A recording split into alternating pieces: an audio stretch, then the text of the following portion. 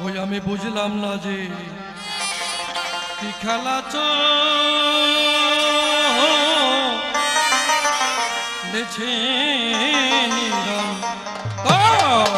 আমি বুঝলাম না যে কি খেলা চলেছে নিরন্তর। আমি বুঝলাম না যে কি খেলা চলেছে নিরন্তর।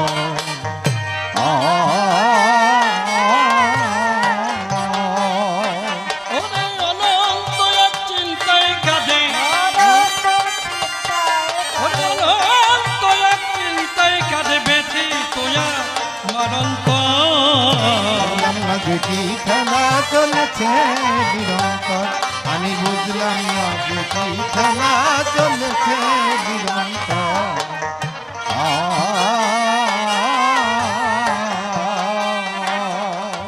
তবে প্রথম সৃষ্টি ধারার প্রবাহে ভেসে প্রাণের কণা প্রকাশিল মানুষের বেশে, মানুষের বেশে।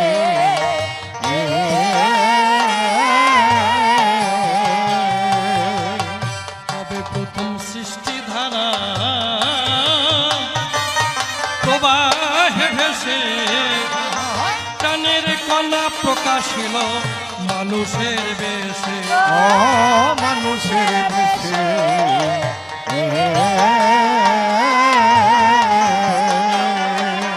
সব যার ইচ্ছায় হয়েছে কেসে, যার ইচ্ছায় হয়েছে, সব যার ইচ্ছায় হয়েছে কেসে তারই খুঁজি জীবন বুঝলাম না যে কি খেলা চলেছে নিরন্তর। আমি বুঝলাম না যে কি খেলা চলেছে নিরন্তর।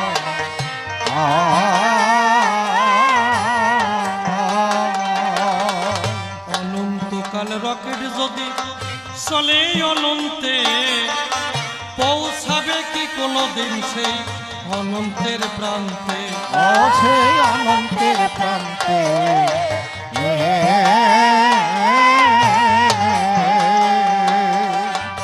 অনন্তকাল রকেট যদি চলে অনন্তে পৌঁছাবে কি কোনোদিন সেই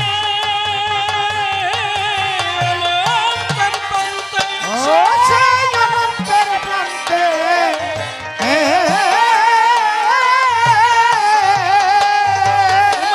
পেরেছো তার জানতে, পেরেছো তার জানতে, পেরেছো তার জানতে অনন্ত প্রেমের ঈশ্বর। বুঝলাম না যে কি খেলা চলেছে নিরন্তর। আমি বুঝলাম না যে কি খেলা চলেছে নিরন্তর।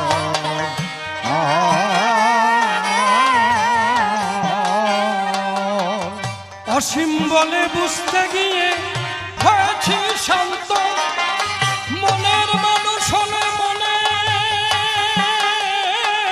কথা সে জানত, মনের কথা সে জানত।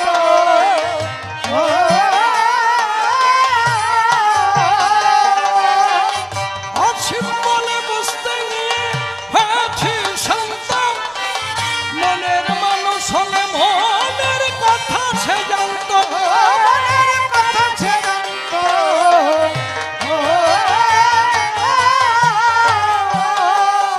আমি অনন্ত পথের এক পান্থ, অনন্ত পথের এক আমি অনন্ত পথের এক পান্থ সদা কালে এই অন্তর। বুঝলাম না যে কি খেলা চলেছে নিরন্তর। আমি বুঝলাম না যে কি খেলা চলেছে নিরন্তর।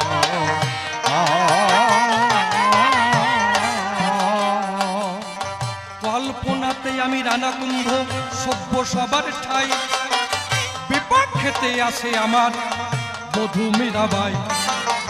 যেভাবেতে প্রশ্ন আজি করলে উত্থাপন, আপনারা বসে বসে শুনলেন জ্ঞানীজন।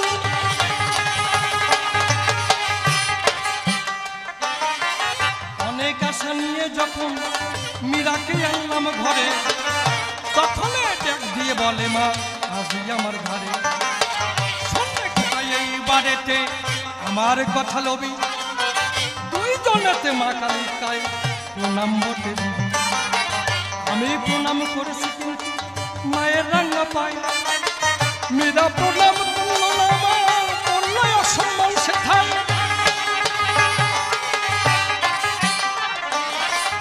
এইখান থেকে প্রশ্ন করেছি দাঁড়াইয়ে সভায়, কেন প্রণাম দিলে নাও মায়ের রান্না পায়? মাকে কেন এ জগতে করলে অসম্মান? ভালো করে জবাব দেবে সে সভ্য সবাস্থান। আর একখানা প্রশ্ন করেছি দাঁড়াইয়ে সভায়, আপনারা বসে বসে শুনলেন শুধু কয়, কালী কালাকালির মধ্যে কে বা জগতে শ্রেষ্ঠ হয়? এই তত্ত্ব জানতে আমার আছে অভিপ্রায়। কালাকালির মধ্যে কোনজন শ্রেষ্ঠ বটে হবে? শ্রেষ্ঠ তত্ত্ব সবাই এসে তুমি খুলে হবে। কোনজনে জগতে শ্রেষ্ঠ বটে হয়? প্রণাম দেবে গিয়ে তুমি তাহার পায়।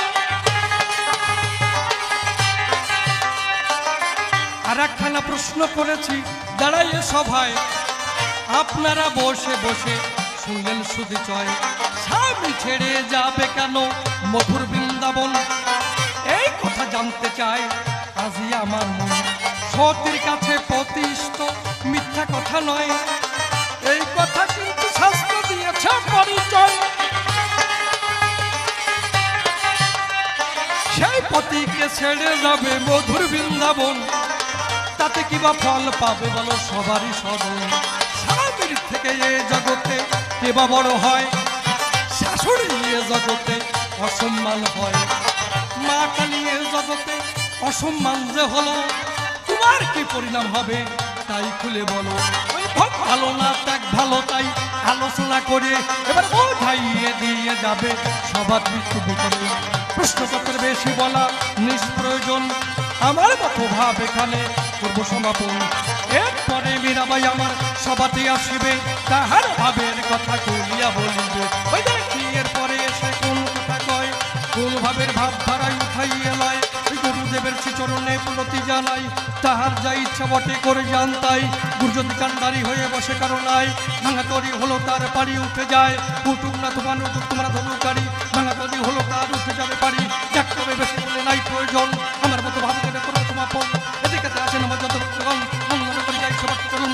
দুল দেবেন আমার শিরে এদিকে আমার মাতৃ জাতি করে যাই সম্পত্তি। এই পর্যন্ত আমার ভাব ভাঙ্গ হইলে জয় জয় মা কালী প্রতি প্রমানন্দ বদন ভরে একবার হরি হরি।